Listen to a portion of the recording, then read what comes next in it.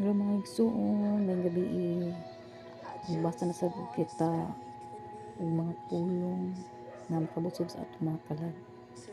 Sa Ecclesiastes 3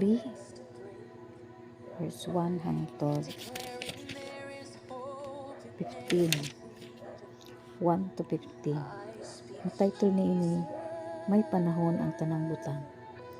Ang tanan nga may tabo dinhi sa kalibutan, may tabo sa panahon nga gitakda sa Dios alang niini.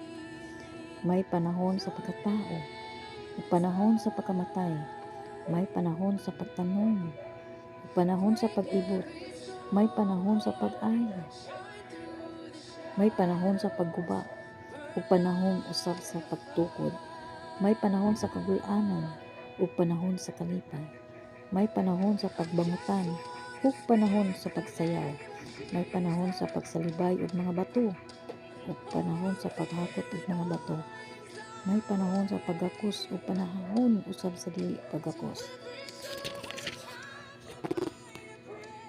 May panahon sa pagpangita ug panahon sa pagwala, may panahon sa pagtigom ug panahon sa pag-usik-usik, may panahon sa paggisi ug panahon sa pagtapak, may panahon sa paghilom ug panahon sa pagsulti, may panahon sa gugma ug panahon sa kasilag, may panahon sa gubat ug panahon sa kalinaw. Unsa may makuha sa tawo sa tanan niyang kahakot? Nakita ko ang mga bulaton nga gipapas-an sa Dios kanato. Nagtakda siya gustong panahon alang sa tanang butang. Gihatagan kita niya kaikag pagsusi sa may tawo. Sumaabot nga panahon. Apan, wala kita niya hatagi katagbawan ug hingpit nga pagsabot sa iyang buhat. Busa ang maayong buhaton nato mao ang paglipay o paghimo sa labing maayo samtang buhi pa kita. Mangaon kita og manginom og magpahimuslan ta ang atong hinaguan kay gasa kini sa Dios. Nasayod ako nga mulungtad hangtod sa kangturan ang tanang buhaton sa Dios.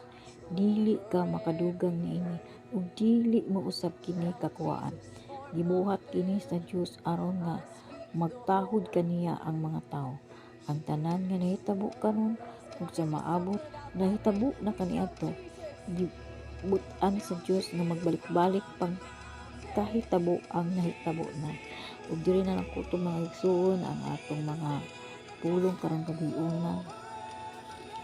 Daghanay kay tag mga panahon. Ang importante karon mao ang panahon sa pagpangalagad ngadto kaniya, nga maging closer ta kaniya sa nabili natong kinabuhi. Kinahan ang atong mga panahon alang kay kaniya. Daghang salamat no, salamat Lord sa mga manindot ninyong mga pulong karong gabi-una. I-bless kini Ginoo sa matag usa ka na. Thank you Lord. Amen. Maraming salamat sa naminaw, sa nagtanaw, sa nagbasa, sa atong video. Maraming salamat sa inyo. Please subscribe my YouTube channel. God bless. Thank you so much.